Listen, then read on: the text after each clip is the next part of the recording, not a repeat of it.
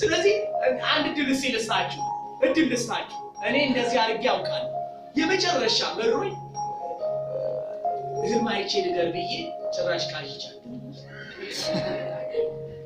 የሚያካሽ ማለት በፍላጎት አይሆን ደግሞ የምር ደግሞ እግዚአብሔር ሆይ 40 ቀን ነበር መጾሙና እግዚአብሔር ሆይ በቃ አባቶችን አወዳደስኩኝ ኢትዮጵያ ላይ ያሉትን በዛን ጊዜ የተነሱት እነ ፓስተር መስፍን እነ ፓስተር ዳዊት ሐዋርያው ዳንኤል መኮንን ከውጭ ሀገር እነ ቤኒ ምናምን አሞጋገስኩና ልክ ስተኛ 13ኛ ቀኔ ጾም ላይ ያለው ማን መጣ ኮልፌ ቃለ ሕይወት ፓስተር መስፍን መጣ በህልም ያየሁት ሌላ ያው ኢየሱስ ከዛ ድሮ አሴት ብለ አንዴ ስላየሁት ልክ ከህልሜ ስነቃ ሁሉም ሲቀባይ ምን ሲያረግ ሁሉ ፕሮሰሱን ካየው ከጨረስኩ በኋላ ልክ ብንንስል እንደዚህ አለ ያየኸው ሳይሆን ትክክለኛው መስፍን ይሄኛው ነው አለ ማቀው እውነተኛው ምስል አሳየ በሚገርም ሁኔታ ስልኩን በተአምራት 15 ቀን እዚህ ጾም 25ቱን አዲስ አበባ ነው የጨረስኩት ልክ አዲስ አበባ ጾሙን ሊጨርስ ሲሄድ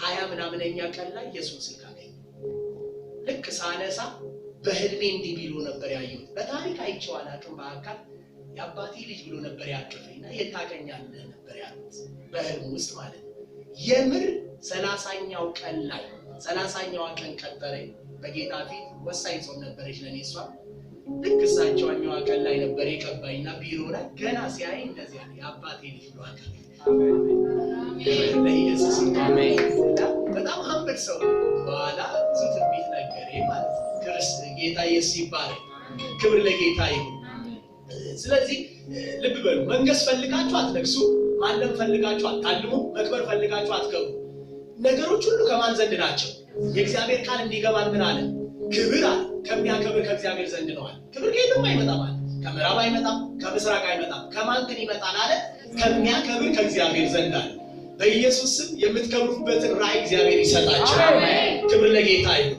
በዘጠነኛ ደረጃ ዳግመኛ ሌላ ህልም አለው ነው ቁጥር 9 እስከ 10 ይሄን ደግሞ ሲያደርግ ችግሩን ልንገራችሁ ምን አለ ስለ አባቱ ሲያይ በእርግጥ ወንድሞቹ ስላሉበት ነው ቀስ ብሎ ለአባቱ ቢነገር ምን አደረገ አባቱን ከወንድሞቹ ጋር ቀላቅሎ ህልሙን ነገረኝ ልክ አባት እንዲያረገ ልዩነት ይሁን አንዳንዴ እግዚአብሔር አባት ያርጋችሁ አሜን የእናትነትና የአባትነት ልብ ይስጣችሁ አሜን ወንድሞቹ ምን አደረጉ ይላል አሁን ደግሞ ጥላቻ አይደለም ቅናት እጅግ ቀኑበት ይላል እንዴ ይባስ ከኛ ደግሞ ይባስ ብሎ ደግሞ አባቶችን እንዲተቀን ራይ ደግሞ ያን እንዴ አይነት አባቶችን የሚገዛ ራይ ደግሞ ያን እንዴ አይነትና በጣም ቀኑበት ይላል አባት ደግሞ እንዴ እኔና አንተ ልንሰግድ እናትለኛ እኛ ልንሰግድ ምንጭ የሆነው አንተ ልንሰግድ ብሎ ገሰጸው ይልና ደስ የሚል ግልብ አባታዊ ነው በልቡ ምን ይለው ነበር ምን ያደርገው ነበር ህልሙ እንደሚፈጸም ምን ያደርገው ነበር ይጠብቀው ነበር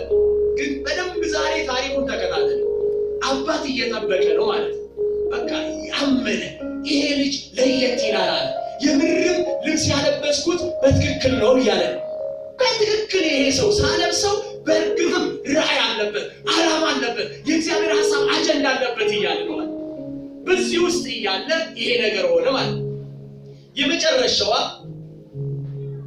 10ኛው በአባቱ መገሰጹ እንዲሁም በወንድሞቹ ደግሞ ወንድሞቹ በርሱ መቅናቱ ሲሆን 11ኛው አባቱ ይገስጸው እንጂ ነገሩን ምን ያደርገው ነበር ይጠብቀው ነበር እሺ በዚህ እንዳለ ነበር ያቆምነው ዛሬ የምናየው ሩምቱን ነው ሁለተኛው ክፍል ነው ሁለተኛው የህይወት ክፍሉ ምን ይመስላል ሲባል ዘፍጥረት 37 ከቁጥር 12 ጀምሮ ነው የምናየው የመጀመሪያው አባቱ ሲልከውና በደንብ ስሙ አሁን በደንብ ይከተለኝ ሰው ፈልጋለሁ አደራ የለውጥ ሰው አሁን እዚህ ቃል ውስጥ ራሱን ያስገባ ቀጥታ ዮሴፍ ላየው ራእይ እንቅስቃሴ እንዲጀምር እንቅስቃሴ በህይወቱ እንዲፈጠር ወይም ተግባር ወደ ህይወቱ እንዲመጣ አባቱን ተጠቅሞ እግዚአብሔር ሲነካካውና በደንብ እንድታገኝ ይፈልጋል ይሄ ከእግዚአብሔር ያልሆነ ምንም አይነት መከራ ከመስመር ወደ ኋላ አትበል ከማፍረስ ወደ ኋላ አትበል ቅድም ግን አሰናዲ አንድ ነገር ስትል ነበር የሚገራርሙ ጠቅላላ የዴቡም ዝማሬ ተያያዥ ናቸው ዮሴፋዊ ህይወት እግዚአብሔር ምስክር ብታስተውሏቸውና አንድ ነገር ስትል ነበር የእግዚአብሔር በእናንተ ህይወት የሚሆነው እግዚአብሔር ምን ያለውን ነው የፈቀደውን ነው ስትል ነበር። አንድ ካነሳቻቸው ነጥብ በጸሎት ውስጥና በእርግጥም በዚህ ሰው ህይወት ውስጥ የምታዩት ጠቅላላ ማን የፈቀደውን ነው? ማን የፈቀደውን ነው? እግዚአብሔር የፈቀደውን ነው። ስለዚህ በደንብ ጥናቱን እንድትከተሉ ይፈልጋል። የመጀመሪያው አባት ሲልከው ነው የምናየው። ምንድነው የሆነው? ከዚህም በኋላ የዮሴፍ ወንድሞች የአባታቸውን በጎችና ፍየሎች ለማሰማራት ወደ ሴኬም አካባቢ ሄዱ። እስራኤልም ዮሴፍን እንደምታውቀው ወንድሞችህ መንጎቹን በሴኬም አካባቢ አሰማርተዋል፣ በል ተነሳ፣ ወደ እነርሱ ልላክህ አለው። ዮሴፍም በደንብ እችን ስሙ። ዮሴፍም ይሁን እሺ አለው።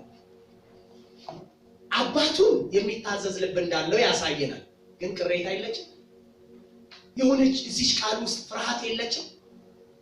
ይሁን እሺ ሚንስ ወንድሞቹ ምን አይላቸው? አያምናቸው። ጥላቻቸውን በተለያየ አቅጣጫ አሳይተውታል። በንግግርም አንተ ለኛ ላይ የምትነግሰው፣ አንተ ለኛ ላይ የምትገዛው ፕላስ ወሬ አቀባይ መሆኑን አትርሱ ለአባት። ስለዚህ ይሄንን ምድረ በዳ ቅጥቅጥ ሊያደርጉት ይችላል። እሱ ጥሩ ነበር፣ ጭራሽ የሚታሰበው ሌላ ይሆናል እንጂ። ስለዚህ ይሄን ሰው ምንም አላለም። አባባ ካልክ እሺ አለ። ጉዳዩ ግን ይህ አይደለም። ዮሴፍ ያየው ምስል ያየው ራእይ መፈጸም ካለበት ከአባቱ ቤት መውጣት አለ። አሁን የለውጥ ሰው ትልቁ ችግሩ ለውጥ እየናፈቀ ምን ማድረጉ ነው? መቀመጡ። ሲሆን ለምንድን ነው እንደዚህ የሚላት የእግዚአብሔር ቃል? ተነሺ፣ ብርሃንሽ ምን ብሏል? ምን ብሏል?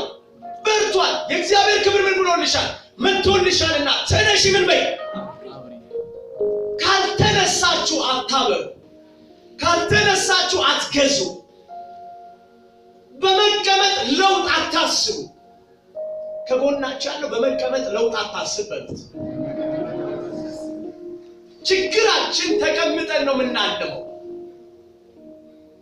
ማለማችን ስተት አልነበረው፣ ግን በህልሙ መቀጠላችን። እስቲ ደስ ይበላችሁ። ጥሩ ህልም ዛሬ አለማችሁ። እንዴት ነው ካያችሁ ጥሩ ህልም ላለመውጣት እንደው ሰዓቱ ይቀጥል አይንጋ? ከእንቅልፋችሁ አትንቁ። ጥሩ ነው። በቃ ክብሩን ጌታ ይውሰድ። ማለም ችላችኋል። ያንዳንዱ ችግር ህልም ውስጥ ነው የሚቆየው። ህልም ውስጥ ስለቆየህ ምንም ለውጥ የለም። ህልምህን እውን ለማድረግ መነሳት ከጀመርክ ግን የሚነሳብህ ብዙ ነገር አለ። ይነሳብህ፣ ችግር የለውም። ክብሩን ጌታ ይውሰድ። አሜን። ክብሩን ጌታ ይውሰድ። አሜን። ክብሩን ጌታ ይውሰድ። አሜን። አንተ ህልመኛ ክብሩን በህይወት ጌታ ይውሰድ። አሜን። እሺ፣ ስለዚህ አባቱ እግዚአብሔር ተጠቀመበትና ወንድሞችህን ምን የሚሉትን በደንብ አግኝ፣ የሚጠሉትን፣ የሚያንቋሽሹትን፣ የሚረግሙትን፣ የሚያማሩቱበትን፣ እድገቱን የማይፈልጉትን እነሱን ምን በላቸው? ሂድና ወሬያቸውን አምጣልኝ። በምን አይነት ሁኔታ ውስጥ እንዳሉ የኔን ቤት ነገር ሊጠብቁ ወጥተዋል። የኔን ቤት ነገር ሊያስፋፉ ወጥተዋል። ሂድያቸው። አባባ አለ እሺ ይሁናል ማለት ቢገሉኝ ምን ይበሉ? ቢደበድቡኝ ምን ይበሉ? ምን አንተው ራስህ እያልክ ስለሆነ ሂድያቸው እያልከኝ ስለሆነ የሚያረጉኝን ሁሉ በጸጋ እቀበላለሁ። በቃ ጉዞ ጀመረ። እንደዚህ ይላል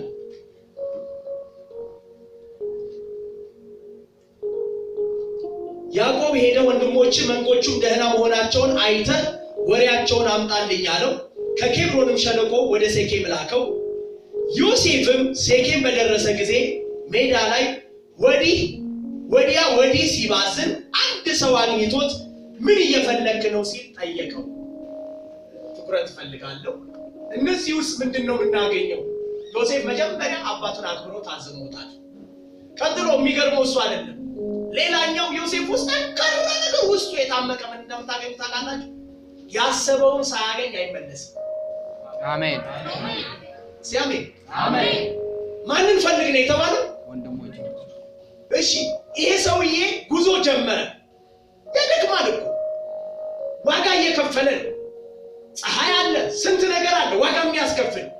በዛ ውስጥ ያዘው ነገር ሊያልቅበት ይችላል። ተስፋ ሳይቆርጥ የወንድሞቹን ነገር ሳይሰማ ወደ አባቱ ላለመመለስ ፍለጋ ቀጠለ። የሚገርመው በደንብ አሉን። እሺ የተባለው ቦታ ሄዷል። የተባለው ቦታ ላይ ግን ወንድሞቹ እናንተ ብትሆኑ ምንድነው የምታደርጉት? ትክክለኛ አድራሻ ተሰጣችሁ። የተሰጣችሁ ቦታ ላይ የምትፈልጉትን ሰው ፍለጋ ሄዳችሁና በዛ ቦታ ብታጡት ቀጣይ የሚፈልግ ልብ አላችሁ? ዮሴፍ ወንድሞቹን የሚፈልግ ልብ ያለው ሰው ነው። ተስፋ የማይቆርጥ ሰው ነው። አባቱን የሚወድና የሚያከብር ሰው ነው። እየሸተተው ሞት እንዳለ እየሸተተው ጥቃት እንዳለ እየሸተተው ታዝዥ ይወጣል የሚል ጀግና። ክብር ለኢየሱስ ይሁን። ስለዚህ በዚህ ጉዞ ውስጥ እያለ አሁን ለአንድ ሰው ድምጽ ልናገር ነው። ለአንድ ሰው ሰማያዊ ድምጽ ላስተላልፍ። ዮሴፍ ተስፋ ቆርጦ እንዳይመለስ ወደዚህ ወደዛ ሲባዝን ምድረ በዳ ላይ ጭው ያለ ምድረ በዳ ላይ አንድ ሰው እግዚአብሔር ላከኝ። አሜን። እሺ በቅርብ ቀን ተስፋ ቆርጣችሁ ወደ ቀደመው ስራችሁ እንዳትመለሱ፣ ወደ ቀደመው ቤታችሁ እንዳትመለሱ፣ ወደ ራያችሁ እንድትጓዙ እግዚአብሔር ሰው ያዘጋጅላችሁ። አሜን። ሄሎ ወደ ኋላ እንዳትመለሱ፣ ወደ ግብጽ እንዳትመለሱ፣ ወደ ጥፋት እንዳትመለሱ፣ ወደ ውድቀት እንዳትመለሱ፣ ወደ ሰለቻችሁ ህይወት እንዳትመለሱ እግዚአብሔር የለውጥን ሰው መንገዳችሁ ላይ ያመጣል። አሜን። ሄሎ በደንብ አድኙኝ። እያንዳንዱ ህይወቱ ላይ እግዚአብሔር የፈቀደው ተባልን ቀደም እግዚአብሔር የፈቀደው ነገር እየመጣበት ነው። እስቲ እንደዚህ አስቡት። ይሄ ሰውዬ ዮሴፍ የደረሰበት አካባቢ ላይ እሱም ከሆነ ቦታ መጥቶ ደርሷል። እግዚአብሔር ያገናኛል። አሜን። ልክ አርብ አይታችኋል።